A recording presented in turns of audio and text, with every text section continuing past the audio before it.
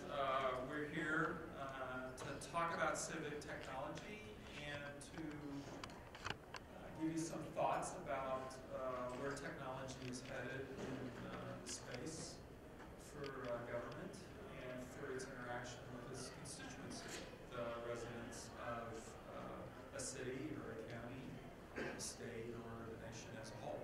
And so, as you probably are well aware, and I want to make sure that everybody has heard the spiel about the comprehensive plan and any other sessions you've been on.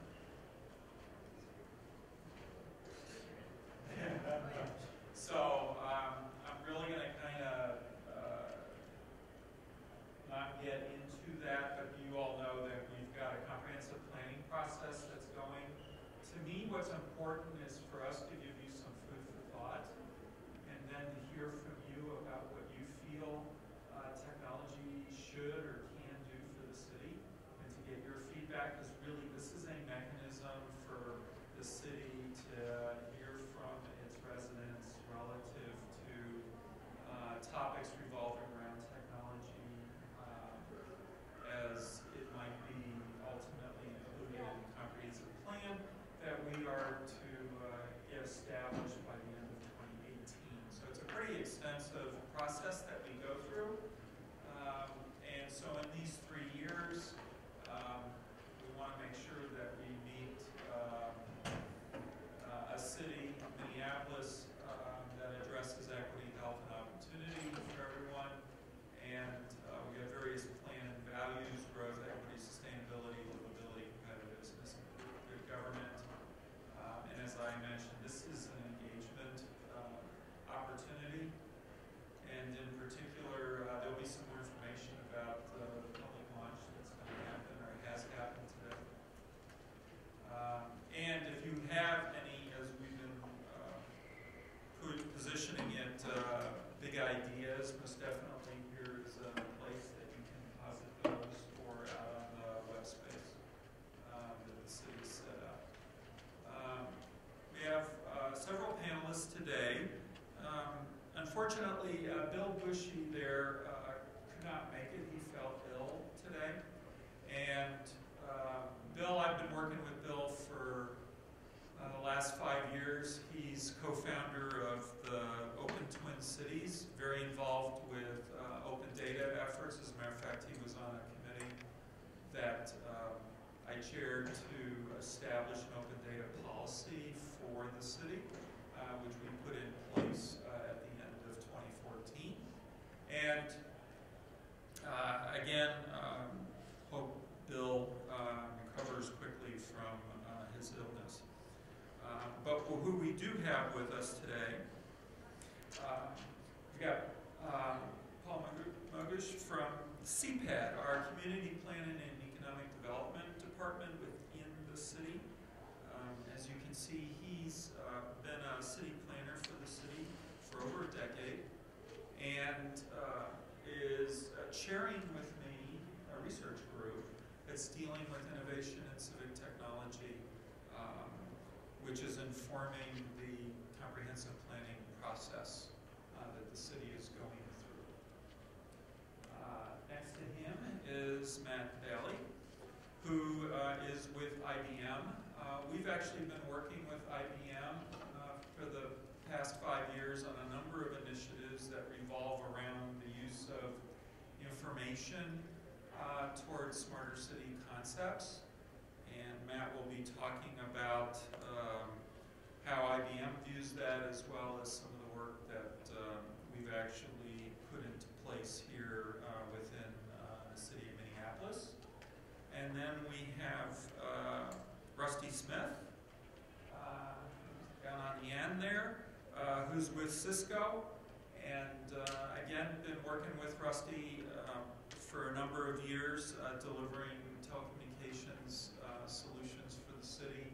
And they're very involved with a lot of the aspects of smarter city technologies as that world has started to be put into place across the country. And he's going to give us some views of what's been done and what could be done in that world as well. You might see who's also from Cisco, assisting in some of the visualization that is going on with Rusty when he gets up here and talks. What I'd like to do is give you sort of a framework. First of all, we in a city, we've got infrastructure, whether you recognize the roads, but there's really a lot of technology beyond roads and buildings and parks and so forth, whether it's the Wi-Fi that's throughout the city, or whether it is the coordination of traffic lights, etc. There's a fair amount of technology that's already been put within a city to deal with the dynamics of urban life. And so that is one of the challenges, is are there other opportunities as technology has evolved, particularly with what we like to call in the industry the Internet of Things. You start to see that you start looking at all the different aspects of the city, and technology kind of tying themselves together that allows us to see things like dealing with the use of technology to monitor all sorts of things across the city, whether it's the health of the air, the health of the water, whether it's to be looking at different types of orientations of controlling our lights, and controlling other sorts of infrastructure that to this day have always been very static and not under direct control. And so there's just numerous sorts of capabilities that are being brought to the market in this world. And I think what we're starting to see is the public overall is really starting to experience this themselves at a very personal level. It's in our homes. It's in our cars. I mean, if you just think how you look at what possibilities, right? You can control your heating and air conditioning through various technologies.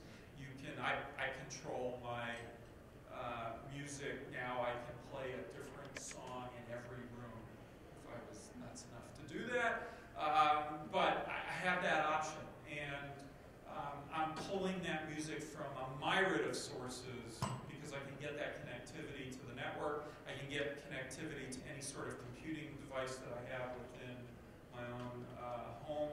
And so it just gives us a lot of different opportunities. And in particular, there's been a lot of discussion recently about driverless cars, but most definitely just the technology within the car itself.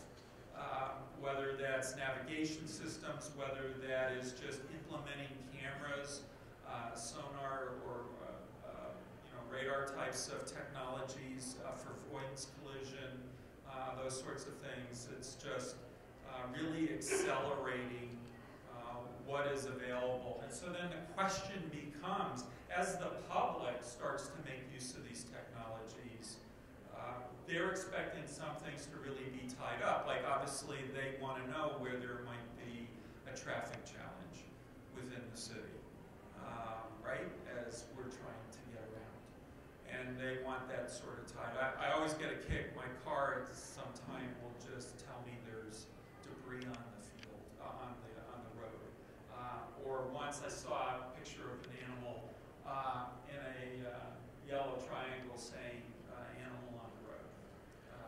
And so the ability for us to take those sightings, that information, and then to distribute it across to people, whether it happens to be at their home or while they're out and about in a vehicle, is really what's we're starting to see. And people are kind of expecting that, I think, ultimately in what they expect the city to be using, as well as how we might engage the public at large.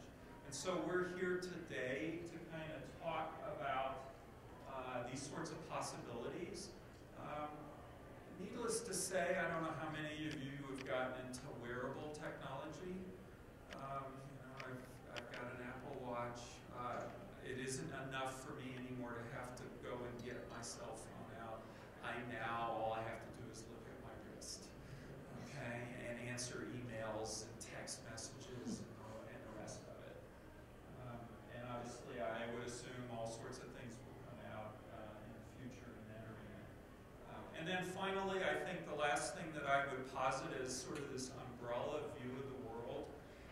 fact that cities collect a lot of information. Cities process a lot of information. We have a lot of information.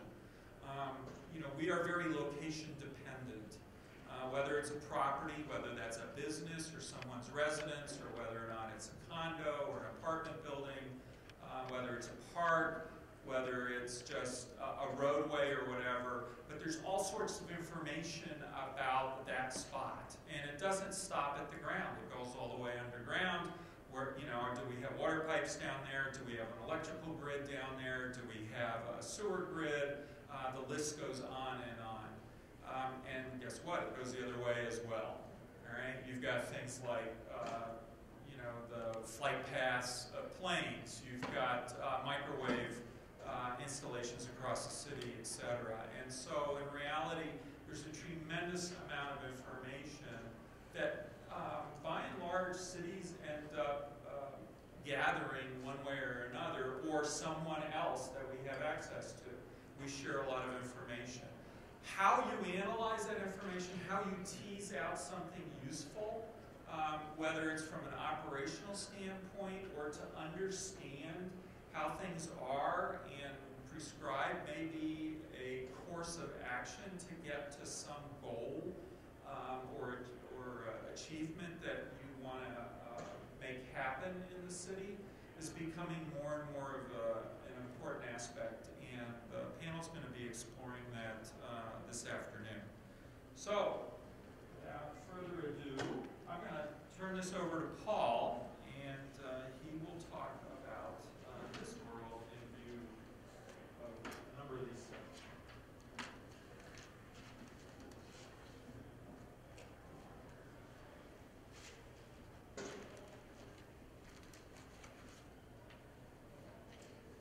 Thanks, Otto. If Otto's the chief nerd for the city, I'm the self-proclaimed nerd among the city planners in CPED, and as such, I neglected to print out my notes, so I've got two computers here.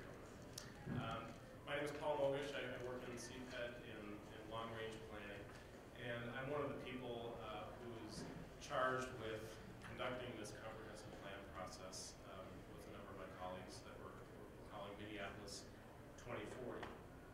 And I wanted to just elaborate a little bit on what Otto showed you regarding the comprehensive plan itself, and then talk a little bit about the technology tools that we're using in the comprehensive plan update. And if you were at some of the sessions this morning, you might have seen some of this data points about, this is about the population of Minneapolis going back to its founding. And so you can see the growth starting in 1860. We peaked at well over 500,000 people in 1950, according to the U.S. Census. Here we are today in, 2014 estimate, a couple years ago, at 411,000. And the Metropolitan Council is forecasting that we'll grow to 459,200 people. And actually,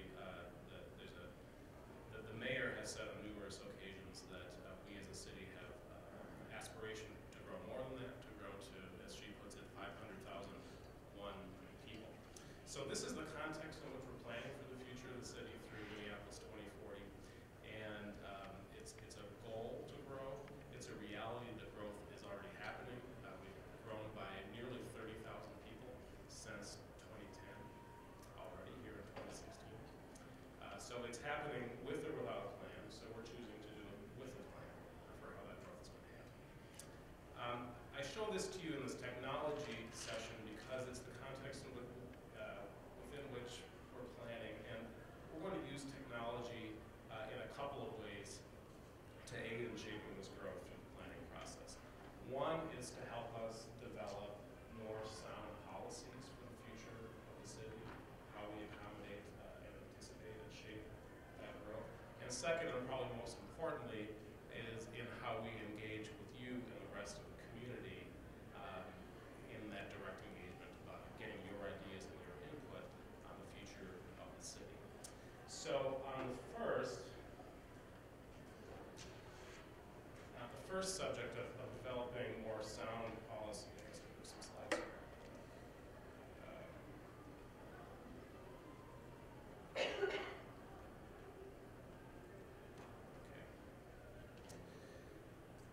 We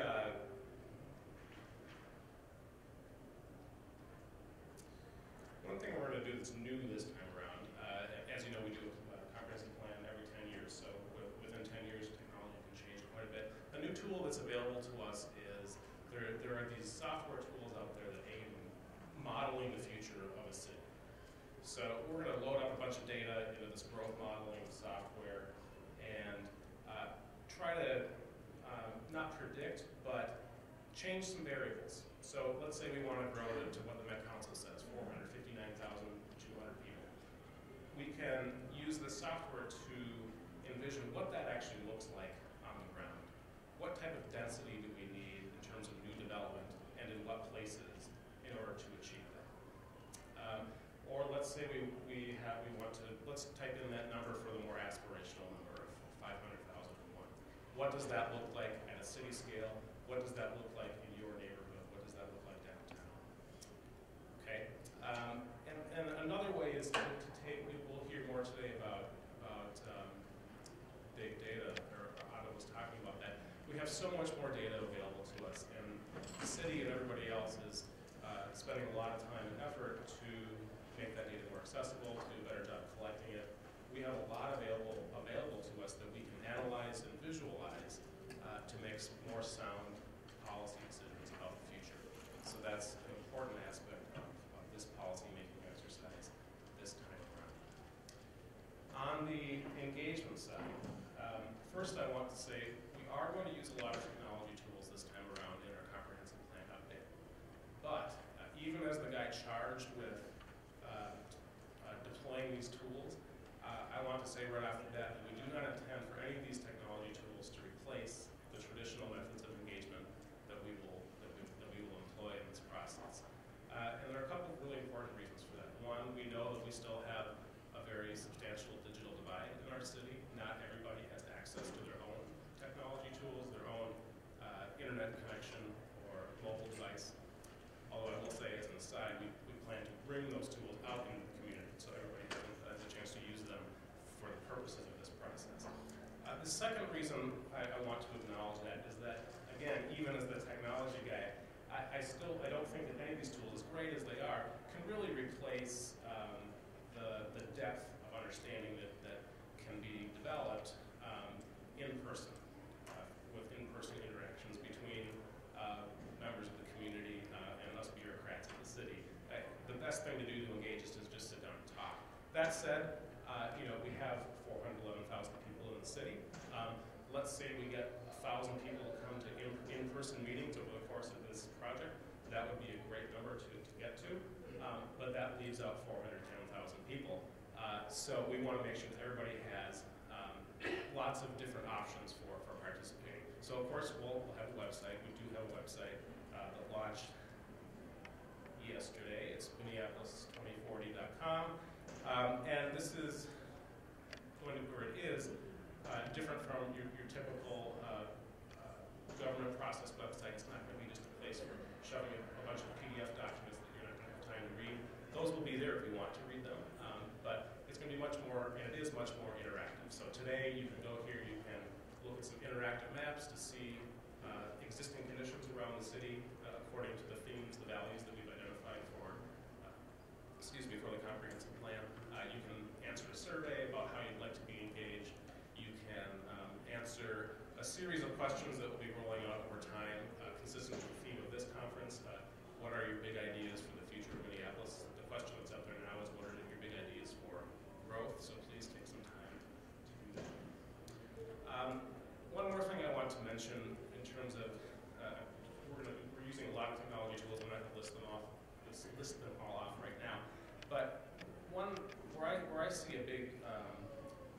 technology is showing big promise in terms of better and deeper engagement on the future of cities everywhere, and ours in particular, is visualizing the future.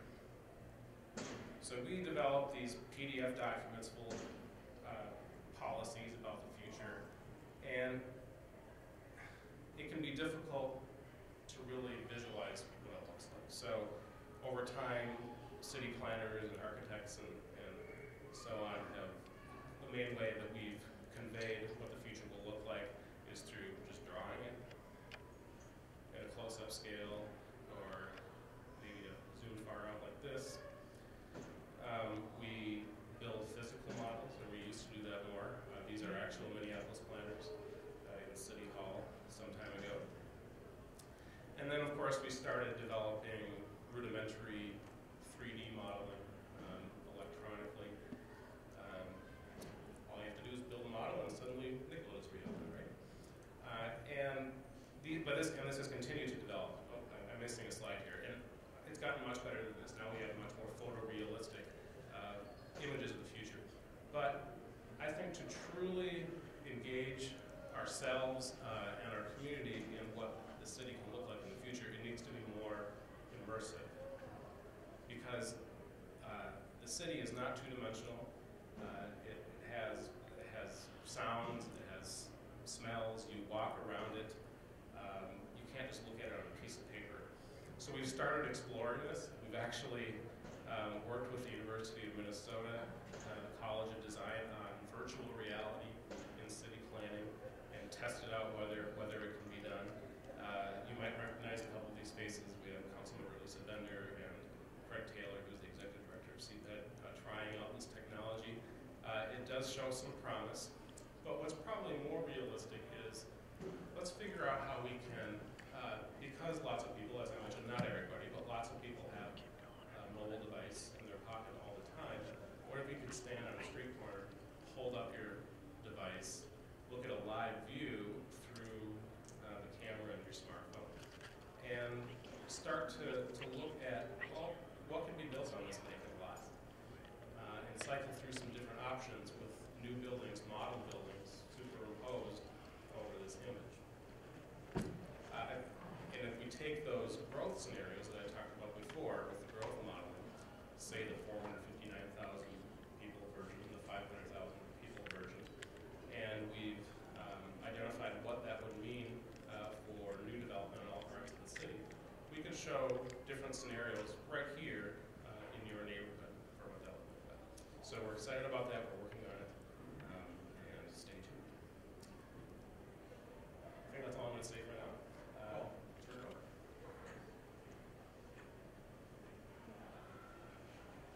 Next up, you have Bill with A&M.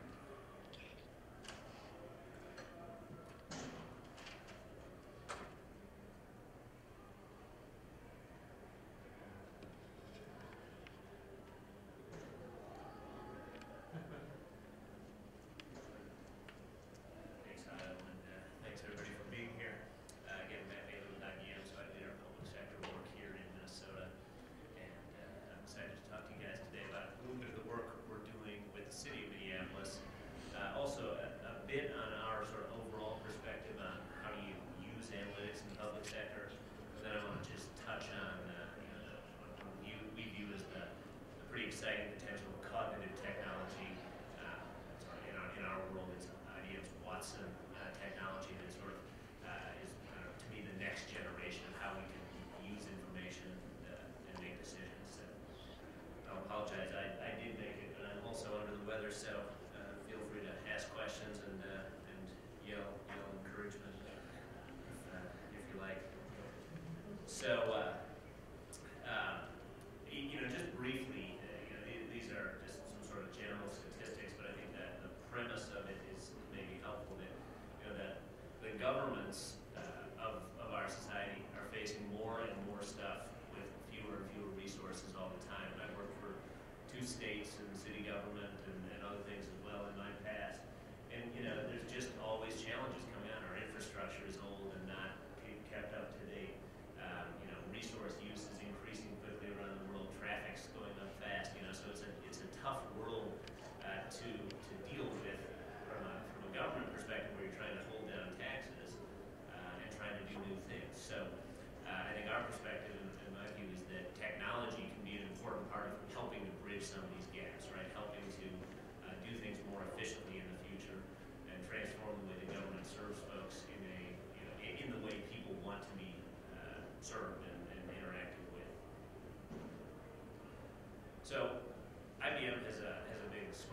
cities sort of theme, and Minneapolis, one of our great case studies here.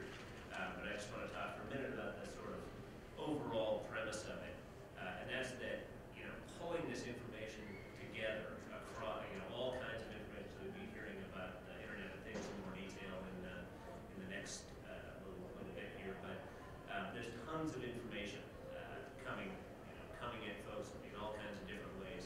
So how do you use that information to plan and manage things more efficiently, to better utilize infrastructure that lasts well, that will be efficient, that saves water, that makes traffic challenges less significant, and how do you get folks, citizens, people who are public program recipients, the tools they need to live better, to be more healthy, to do better in school.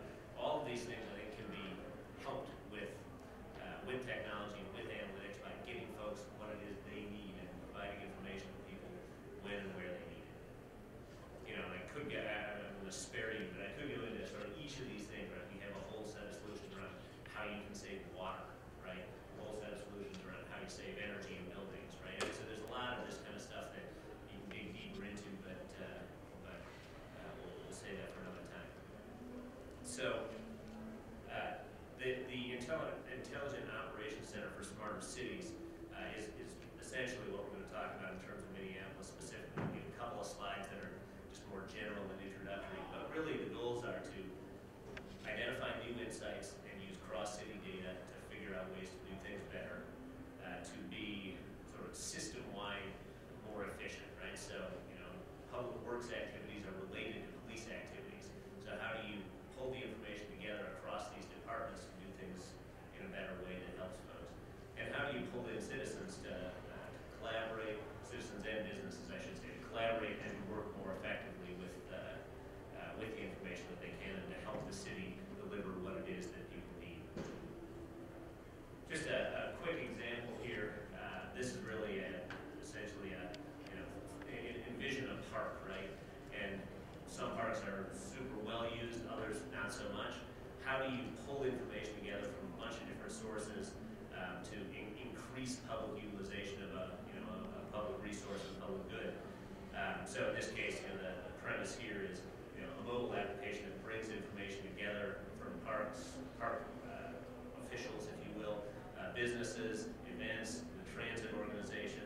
So you see all kinds of data collected from different operations. It's fed into this.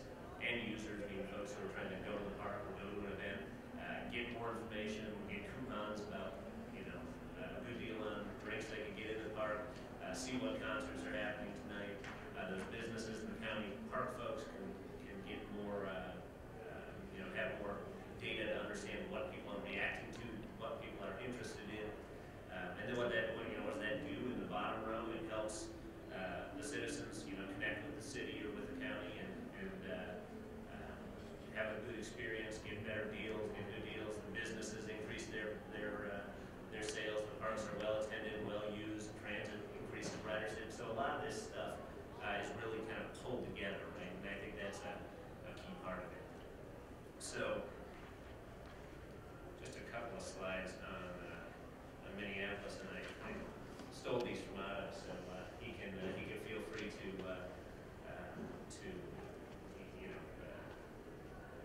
chime in as well.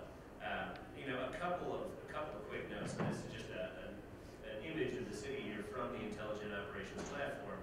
But Otto mentioned the sort of location dependency of a lot of things, right? If you think about it, at every spot in the city, there's all kinds of different systems in place, right?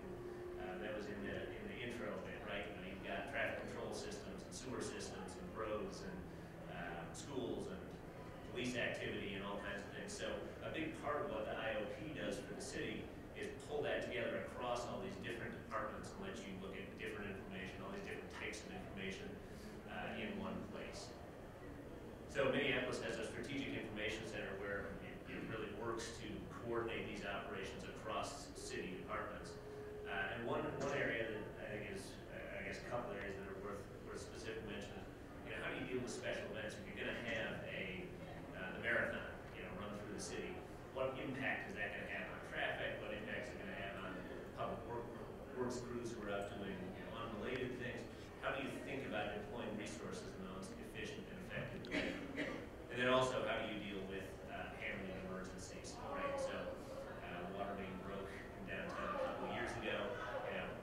eruption right in that area, how do you plan for that? So again, I mean, on the right side, just a couple quick notes, right? The system allows for multiple types of events, right? Day-to-day operations, normal planned events, the marathon, the walks that happen on River Road, all the time. Predicted events like a snowstorm, or on an unplanned event, a fire, sewer break, or a water main break. Just briefly, in terms of the sort of what is it, where does it come from? The IOP pulls information from a range of different systems of record across the city. So public works, police, traffic, regulatory services and permitting, fire incidents, downtown improvement district events and activities, and then 311 and 911. Pulls all that information into a central place and allows you then to bounce analytics off it and think about how the city should be reacting to those things to serve folks well. So just a couple of ideas to kind of provoke some thoughts on that.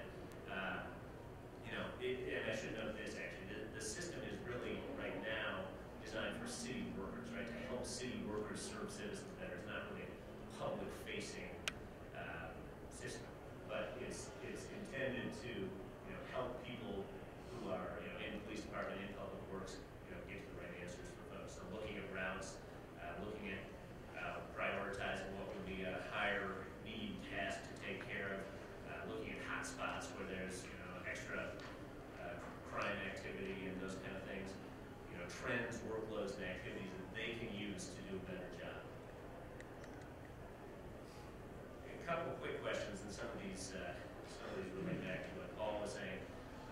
What kinds of things can you use the platform to do, right? So, why is there a geography disinvestment in a certain neighborhood? Well, you can look at vacant lot data. You can look at related activities, police activity, traffic activity. You can potentially draw some thoughts on what it is that's driving that geography of disinvestment, whether it's in a lot or a neighborhood or a whole part of the city. Can the city add 100,000 people, right? Okay, I mean, yes is the answer, but how does that happen, right? Where do those people go, right? When the city had 100,000 people 60 years ago, people lived in different kinds of houses, right? So do you, increase or ease zoning restrictions to allow more intensive building, those kind of things? Is there inequity that's being caused by city processes and activities? If so, how do you deal with that? How do you target it and figure it out?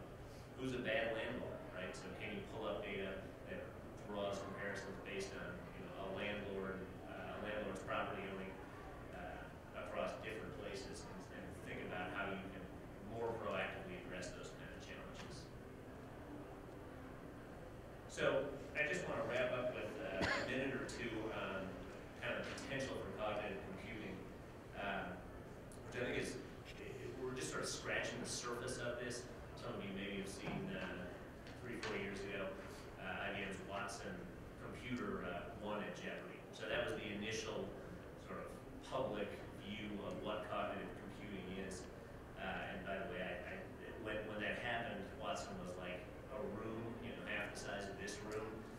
Now it's one server, right? It's the size of a briefcase. So it's pretty interesting how that's changing.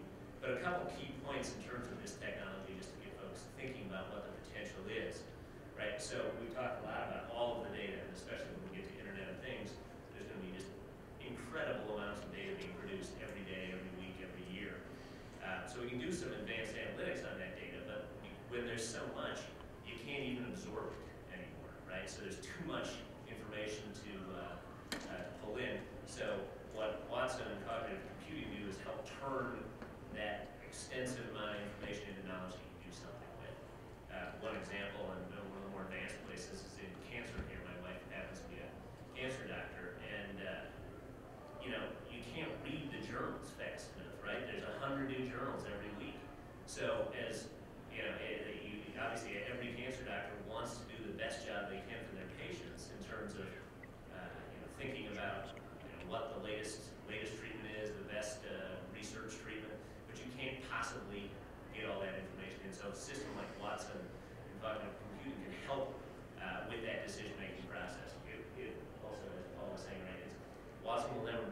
decisions, right? But what it can do is help you think about it. So just a few quick elements of it and an example, and I'll wrap up. You know, in terms of what it can do, right? It reads and understands both structured data, which is what computers typically do now, but it can actually, if you scan in a caseworker's note or a document, this kind of system will be able to kind of pull that information out of it in an organized way. And it can then search and analyze this data, returning recommendations based on evidence, right? So it says, okay, I've read the 82,000 cancer documents, cancer research documents for head and neck cancer, and it says that, with this fact pattern, if your patient has this fact pattern, these are the 3 things you should think about as initial treatment options, right? So, an interesting way to be able to pull all that information and feed it into the decision-making process. And maybe the most interesting part is that it gets smarter and smarter. Unlike most computer systems that, you build it and they begin their track towards obsolescence, cognitive computing gets better and better because as you feed more information into it and you provide feedback on the decisions that you've made, it strengthens its ability to help you make decisions. Just a quick example then, specific to social programs, we do a lot of work with human services programs in the U.S. and around the world. But, I just wanted to kind of use this as an example here for things that we see cognitive affecting here over the course of the next few years. Right. So first, it gives you a better understanding. So it allows you to pull information from things like case notes. It allows you to pull information from things like social media, right? Deciphering Twitter feeds, those kind of things, right? There's a lot of information that floats around in the world like that. In terms of optimization, it helps you operate more efficiently, right? So if a caseworker in one part of the world or one part of in Hennepin County learns something, but it's applicable to Ramsey County, it can help share that information among those folks. It'll improve services for constituents too, right? So, if phone support is much more targeted to your specific needs, I think it can certainly make folks have a more pleasant interaction and get the information that they need more quickly. And lastly, it can help drive better results. So, with that, hopefully a helpful, quick overview of the potential for analytics in public services.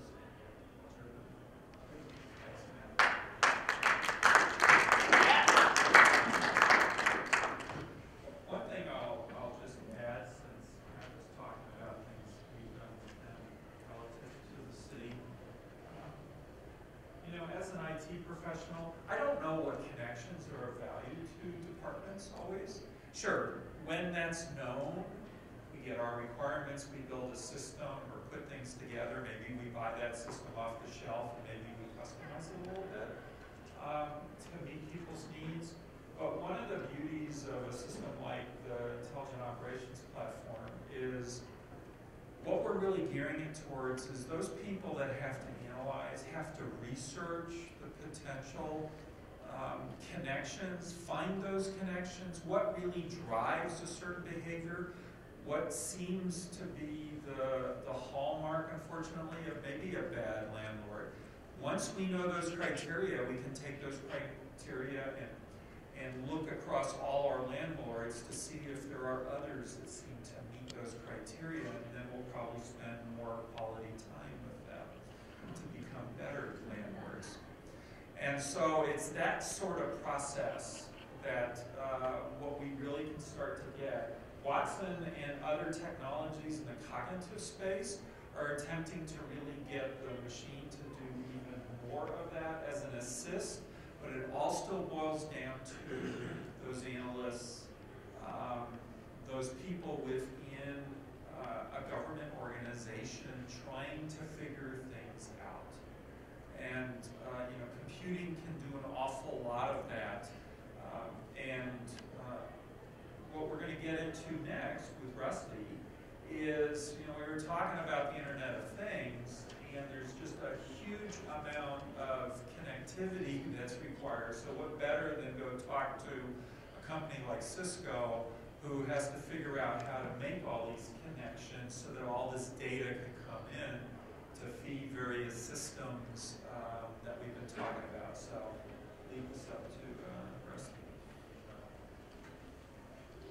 So if you guys would have been here at 1, we have to decide who was going to be the people the last person standing between you and your families on Saturday. So we arm wrestled, and I lost. So if anybody's got gym buddy passes, you can find my favorites. And Otto's like Sylvester. So I wanted to start out with a quick question, just to kind of frame this up a little bit for you. Of how many people are moving into cities on an hourly basis globally?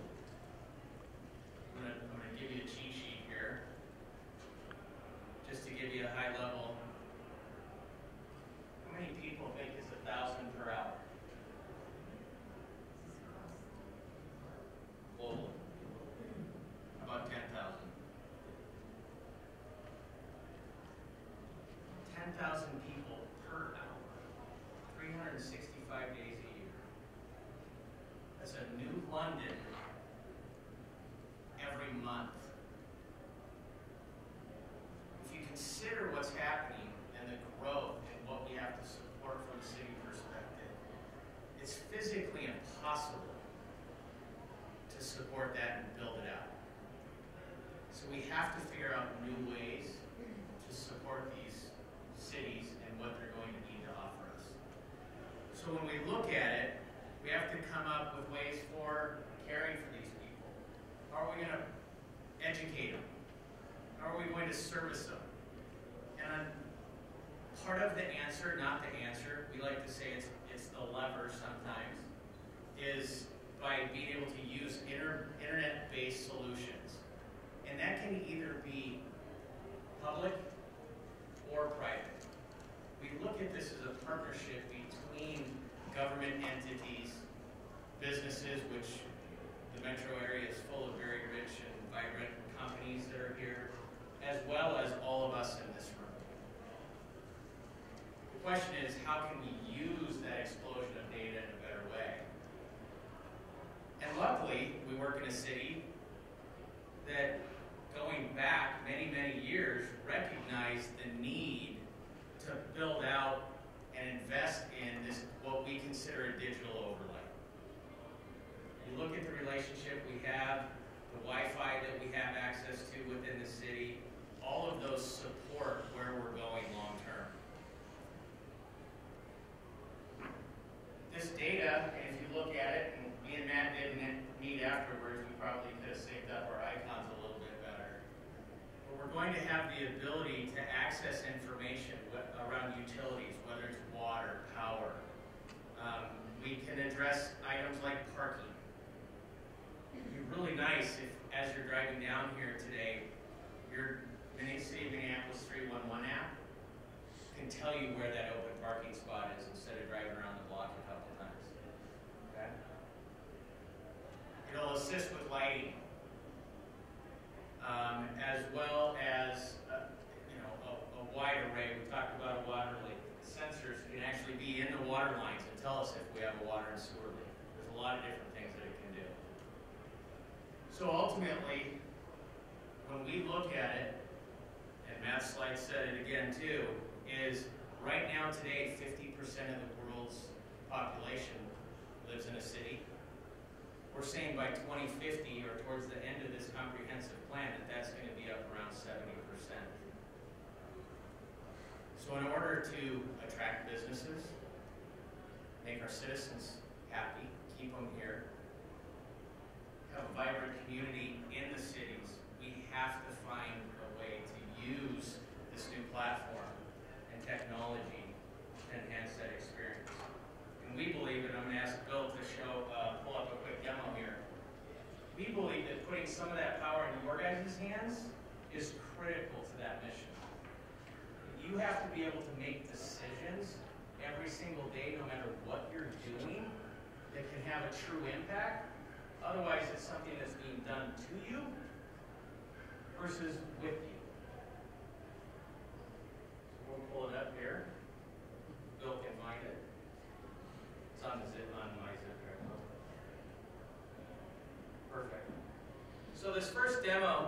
show, and this is Bill's first time driving it, so bear with us a little bit, is really looking at this from a city manager's perspective and back to that operations center.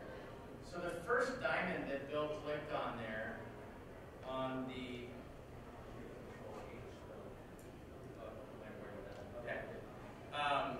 is a pollution sensor. All of those other dots are other sensors. It could be temperature sensors, it could be something the city owns, it could be something that one of you. Think a little bit of people sharing their weather stations with Channel 9, for example, right? Kind of the same thought process. This one just happens to be a pollution center, or sensor. This would allow them to monitor it based on a baseline that the city projects is their baseline quality index. So if you look at the white line on here, this is what we say where we want to be. Okay? As you click on, and if Bill clicks on the 1 week and the 1 day, we can see that at some point today, and it just happens to be at the same time that there is more commuters on the road, we're going to have a pollution level higher than where we want it on the index that we've drawn out for ourselves. Okay? So that would then give the city the opportunity to go in and try to manage that pollution level. So if you click on that next one and go up to the top right. So you can see what Bill has done, and we'll wait on this for a minute, is it would give the city the ability to give incentives to try to drive that pollution down. So we could say, if you move to mass transit or ride sharing, maybe the mass transit, we're going to give you a little bit of a break on that certain bus route today because it's not full. Or we know the light rail's light right now, so let's try to drive people to that. Okay? So we can start allowing you guys as the citizens now to choose if you want to participate in this process and help drive that pollution level down. Now what we do see is at some point our cost gets too high and as the pollution levels come down, and we can start adjusting again. Okay? The real beauty of this, and what IBM will be able to bring to the table and what we'll be able to leverage long term, is that'll be automated.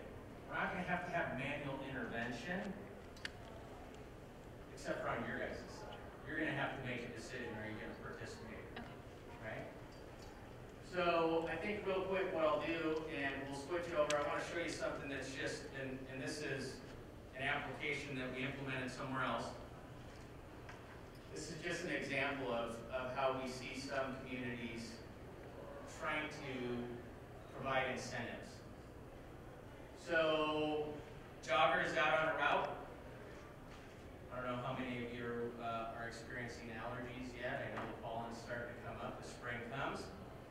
But they're on a route, and their 311 app has a map on it, and it says, we're recommending an alternative route. An alternative route is based on high pollen count along Theodore Ward. We're going to say go over here, right? You have the choice at that point of accepting or not accepting that. You're going to run down Theodore Ward and sneeze the rest of your afternoon or not. What it popped up there is the opportunity to participate, and was pushed a message basically saying, would you like to participate in Earth Day? And Bill selected yes. And out of that process then, it said, great, if you would like to participate in that today, we have multiple ways you can get there. You can drive your own car, and you can offer to be a driver.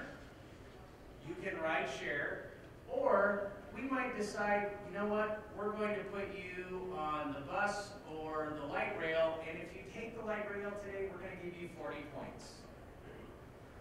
If any of you are like my wife, you like getting points. Right? And those points can be used for things like free garbage pickup day or other services within the city, right? Maybe you can donate them to charity, whatever. But it gives you the ability to choose. And in this one, Bill decides, I'd like a ride. So he chooses, I'd like a ride, and that brings up another opportunity. If I can pick a multitude of people I can ride with, their ratings, think Uber. For anybody that's used Uber, and I can pick Jillian, confirm it, and it says Jillian will be there in 15 minutes. Okay? So, true real-life examples of being able to take this information, take the data, analyze it, and putting the power in your hands to make the decision of what impact you want to have.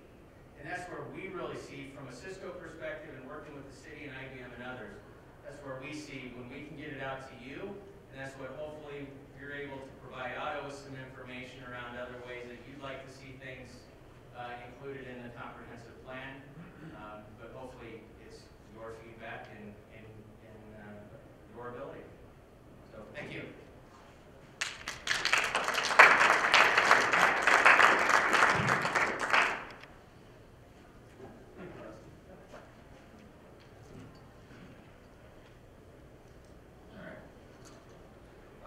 Let me just say a couple of words about what Bill Bushy would have been talking about. Bill's very involved with, if you will, the civic hacking community here in the Twin Cities arena. As I mentioned, worked closely with him on the city's open data policy and just the evolution of that capability.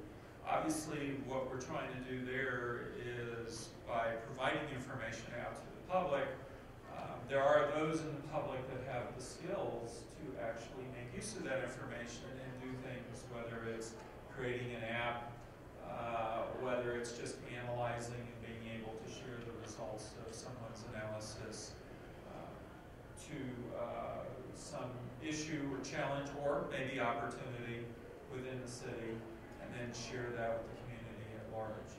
And so there's many, many different avenues. It's not all having to come from government. It can also come from the residents of the city, the county, the state, the nation for that matter. And so that's just another piece to this giant puzzle. Now, to be true to what these sessions are supposed to be about, I want to open this up for any questions and most definitely any ideas that you might have about technology. I see my hand already. Yeah. So Minneapolis has done a lot with open data, and people like Bill Bushy and others analyze it, but we happen to be in a metro area that has these kind of smallish borders around different cities versus like a Tucson or something where you have one big city. Is there any effort when these other cities and suburbs are doing more open data to A, encourage them to do that, but B, to try to sync up, how is our data set presented, and something so that at the end of the day, all of this can be used to analyze across the metro versus just Minneapolis. Like snow towing, for example, Minneapolis is now putting all of its tow locations, but there's towing that happens in St. Paul and elsewhere, we don't have that sort of similarly accessible. There is some, what I would consider, minimal movement towards that. The city deals a lot with the county. Obviously, we're in Hennepin County. I think it's the same challenge that we have internally within the city in getting departments to share across boundaries. And so the tools like our Intelligent Operations Platform and other things are trying to give these departments access to information that traditionally they never had access to. And so we have seen more progress in areas like the GIS community across the Twin Cities is pretty active across the various, at least the 7 county metro area. But we've got a ways to go. So I see some movement there, but like I said, we have a ways to go to really show a much broader picture. I would add, and an example I use with people about why this would be important, when you look at things like pollution, an example of pollen counts and so forth, it's not just the pollen inside Minneapolis or the pollution inside Minneapolis. Maybe it didn't originate here, maybe it came from somewhere else, and it worked its way here. I think we've all probably experienced when there's been really bad fires out west, that smoke eventually makes its way east. And so it's really important that we get to where you're seeking, but we're not there yet. Hold on a second. If you have a question, could you raise your hand? I'll bring you a microphone. We want to make sure that everybody can hear you. So the conversation about the Internet of Things is really interesting and fascinating. I think when a lot of people think about technology and especially government and like city-based things, is that the internet seems to be actually a weak point. A lot of websites tend to be pretty inefficient, and I'm wondering, I guess, about like the community feedback engagement side of things. Like the infrastructure seems more connected, and there's a lot of growth there, but I'm interested in looking more like the Minneapolis 2040 site. Looks pretty good, but my guess is that it's not a government site. It didn't have to go through the official vendors in that process to get built, and that a lot of those, just every time I've been on trying to connect with someone in, the community or like the different services and things like that through the web, that's been a pretty painful process. So I was just wondering if you have any insight in how that is being developed, because that seems further behind even on the technology of things. I have a couple of comments.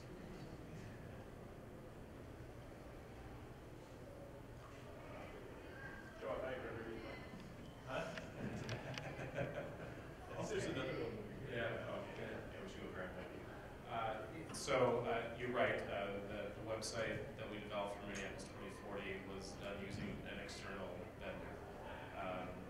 And part of what we're trying to do is not just accommodate the engagement and interactive needs of just this process, but to try to push the envelope and advance things for the whole city enterprise. That's what we call the city government, the city enterprise. It's not a spaceship, it's a city government. And so, that's definitely the goal, is to try some new things, see what works, and then hopefully deploy those on a larger scale. Actually, there is a project that's underway. It's actually been underway for a while to completely redo the city's web presence and to sort of take it to the next level, or maybe 2 or 3, depending on how far behind you think we are.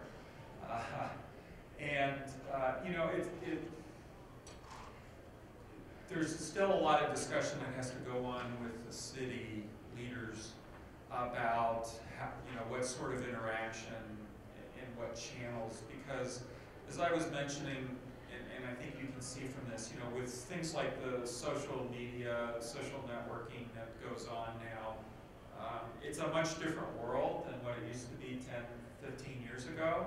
I mean, I got in this field 40 years ago. It was long before the internet, PCs, smartphones, cell phones, period, etc. And to see what technology has done to the expectations is huge.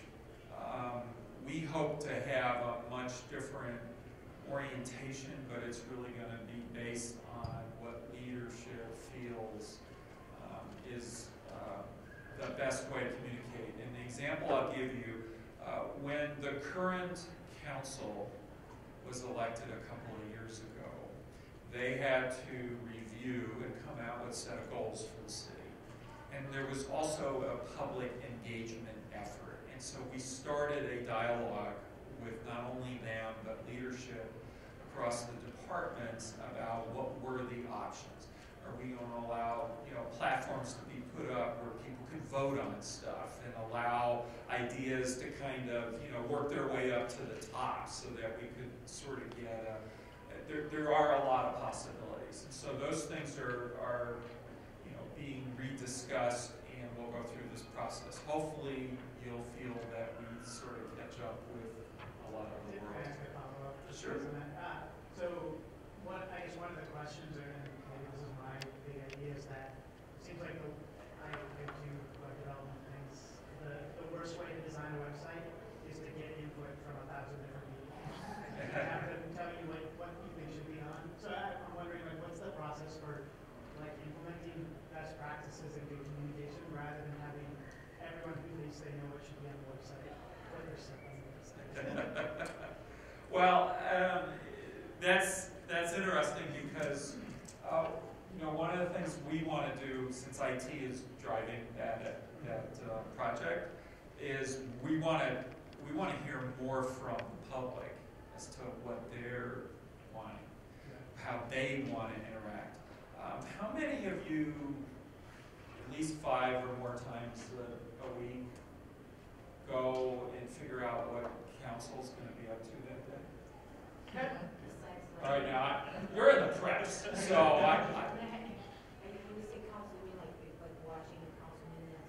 or just finding out what's on their agenda. What are they going to be approving or not approving? Otto's up there. There's a bunch. Anything I buy over 50 grand goes through council. All right, so you can get a pretty good sense of what my organization is up to, at least when it comes to how it's represented by what I spend, because it all goes through council. All right, and the reason I ask that question is most times, outside of some folks in the press and some folks in certain organizations who's in that world of really understanding and following what's going on in government, but the typical resident doesn't. Right? They will, if you ask them then how many people actually go to some sort of news feed, whether it's television or radio or the internet or whatever, all the hands go up. I mean, we all consume information. But unless the press and others bring it to their attention, they're not specifically going out. I mean, everything that's before council is online. Not to mention you can also watch the proceedings themselves. But most definitely understanding, well, at least seeing, reading about what is up there, all the reports, the information that is fed to council to help them in their decision making is available to the public, but people don't seem to be inclined. So one of the questions we have is, how do we become a compelling space for the citizen, the resident of our city, to be interested in? Right? Because right now they're not. And so that's one of our challenges, is to figure that out. Sorry.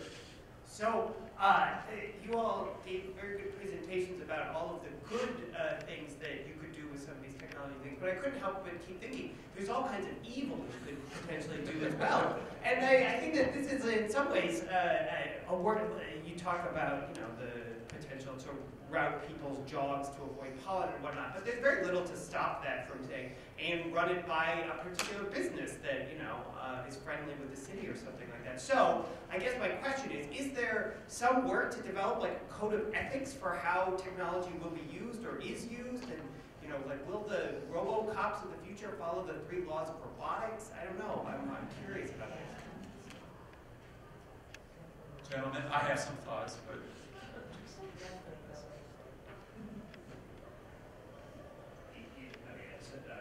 I don't probably have the most direct thoughts. It's an interesting question. I was actually in a presentation a few weeks ago, and one of our folks made a reference to, it's just like war games, and it would just be like, not like the movie. I'm like, no, that's a terrible analogy, right? I mean, you're right. It does highlight, as you automate things, you kind of lose control, right? I think the real goal of these kind of technologies is to use them in a well-governed way with call it code of ethics or a set of operating procedures or whatever that protect against that. And you have to keep that in the hands of folks who have that in mind and close their heart. So I can address a couple things. So back to your point on the website, I know the city is actively trying to figure out how do you respond to people in the way they communicate, whether it's Twitter, LinkedIn, whatever it could be. It's not just website driven. It is a holistic approach. And how do you ease that and give you the information in the format you want? So if you go on Facebook and say, I need information on XYZ, we should be able to deliver a link to you via Facebook, sending you right where you want to go, right? So definitely a lot of conversations. I think when you look out globally, the good versus the evil and trying to protect it, there are absolutely policies put in place depending on what it is, whether it's electrical, whether it's pollution, whether it's a jogging route, right? And so first and foremost, all of these have to be secure. If you've read anything lately around the ransomware and all these other things going on, security is number one concern across the board. So they're absolutely implementing policies as they roll these out, but securing it against the people being able to take control or damage or route somebody the wrong way, not because we live in Chicago and we're friendly with business, but for other reasons, harmful reasons, is absolutely part of the process. And securing that information from the very beginning, where the data is created, to that output on that app, is a part of the process. And we look at federally what Department of Defense does and what Border Patrol does, and we're looking at it at the highest levels to make sure that the city is protected. That help? What I see in the world is there's a myriad of standards that have evolved, policies, whether it's our health information through HIPAA at the federal level, CJIS for police information or law enforcement information, and information that's gathered through the judicial process in the United States. There's like the Minnesota Data Practices Act. There's a number of vehicles that have been put in place. They're not necessarily, maybe completely catching up with the times, particularly technology. And so when we obviously have to manage and make decisions as technologists for the city relative to all those and any that the city might have itself, that we're cutting ground a lot of times. Good case and good example, body cams. All right? It's been real interesting to hear from the public. Police have been going out into the community asking people about the draft policy that they put out there for folks to look at and comment on. And so, it's real because people are all over the place. I mean, there's not necessarily at times a consensus across all of the community as to what's good, bad, and different. And I think this is an ongoing process and discussion that we're going to have to go with. I think one of the challenges for governments is, can we move fast enough, as fast as these guys in industry are moving with all the different technologies and the things that they're bringing to the fore. Another example was the license plate reading. Remember readers? Remember when that hit about a year or so ago? Same sort of thing, and it's been kind of interesting. You talked about, we're theoretically in the city, we're not to promote any companies, okay? That's why you don't see any advertising on our web spaces, okay? And so we're constantly having to balance what we're doing with those issues, but it is not clean cut at all. And to some degree,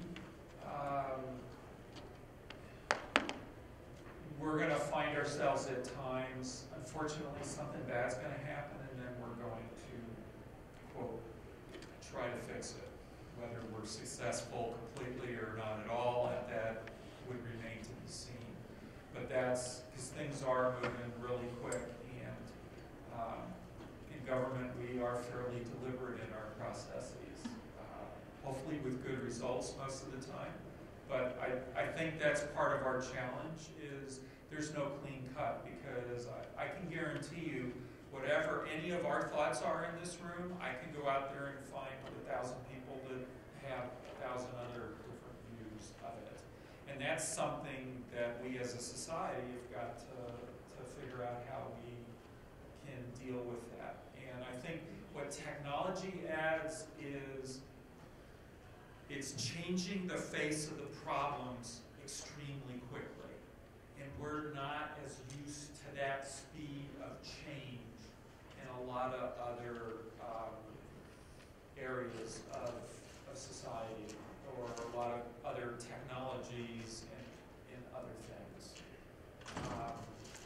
And so, don't get me wrong, the power industry's changed, but it hasn't changed anywhere near as much as just computing and the use of data, the collection of data, et cetera, et cetera. And so that's really a challenge for us. We're just about at time. We have one more question over here, and I think then we'll have to wrap up. Sure. So this question kind of coincides with what the young man had asked about best practices and ethics. And I hear you guys talking about designing these programs, apps, reaching the public. But for those of, well, in the design, have you guys thought about who you're going to have on there that is a part of the digital divide, is part of the electronic have-nots, and also those of us who don't live and breathe off of Facebook and Twitter and those things. You know, yes, I have a cell phone, but it's not a bodily appendage like it is for my kids.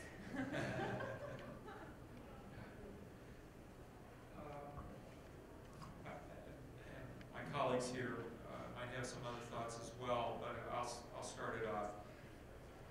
That's why you're always going to have an office you can walk into and get services. I mean, honestly, you know, we did surveying over a number of years here, and the digital divide. We know that 9% of our households in the city have no access to the internet at all of any manner.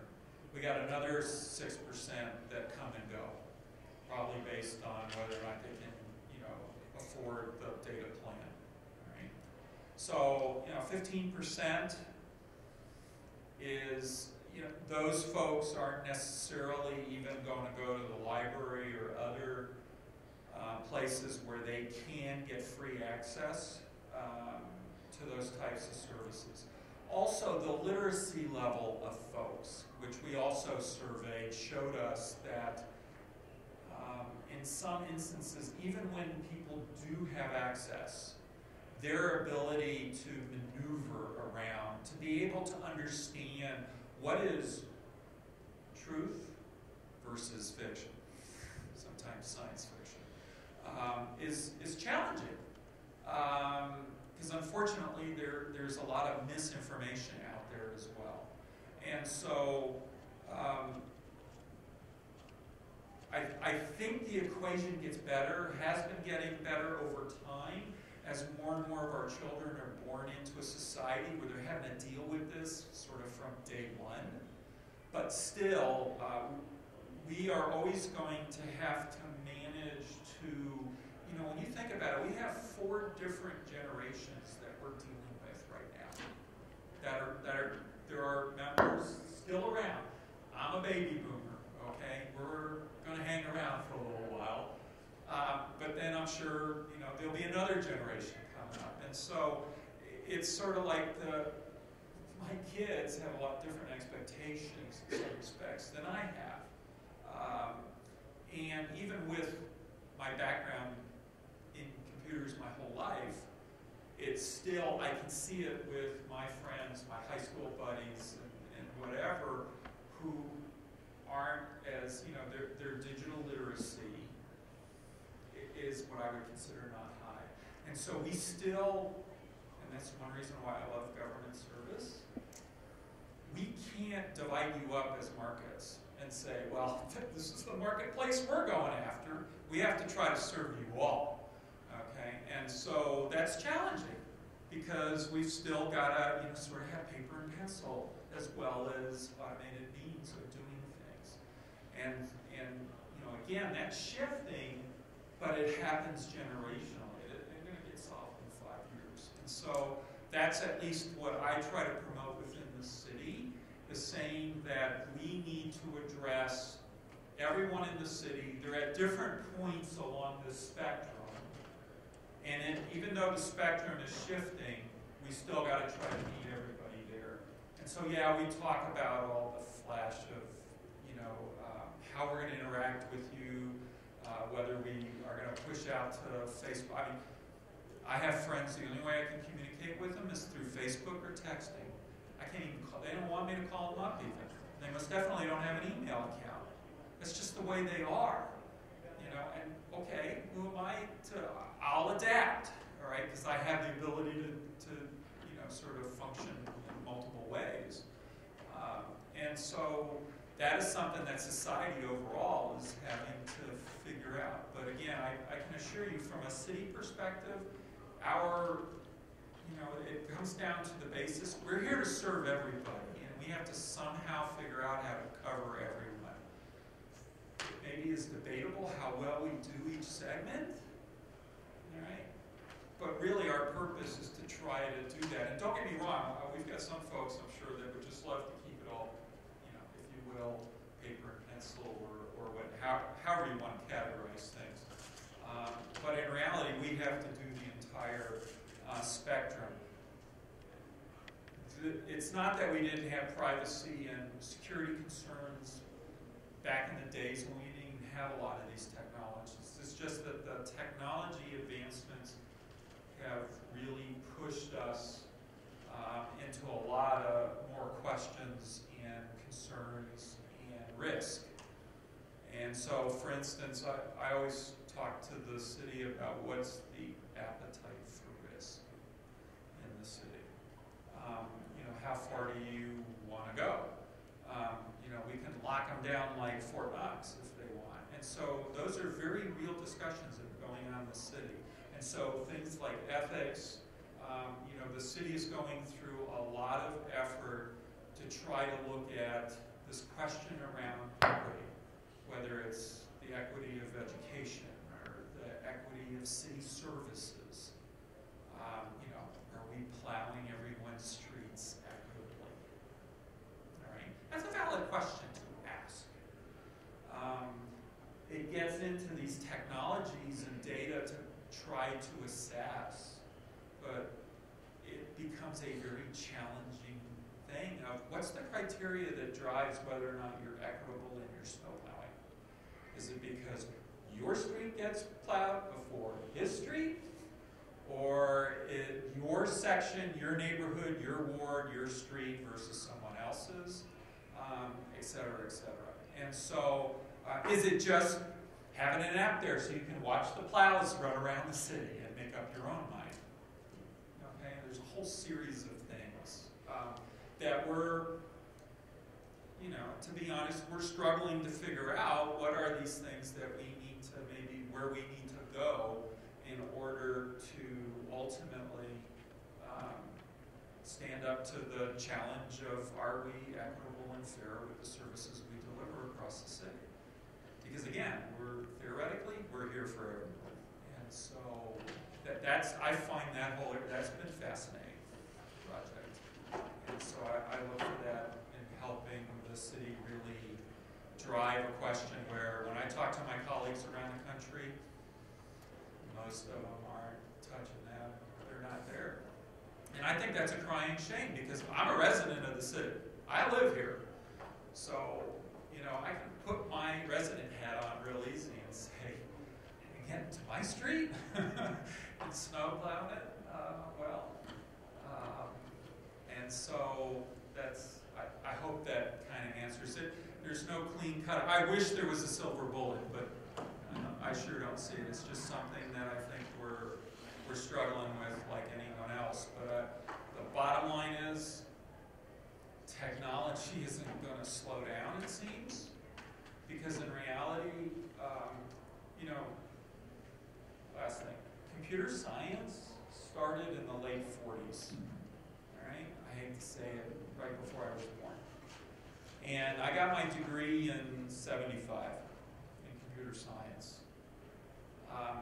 We're really a very young, to some degree, immature science.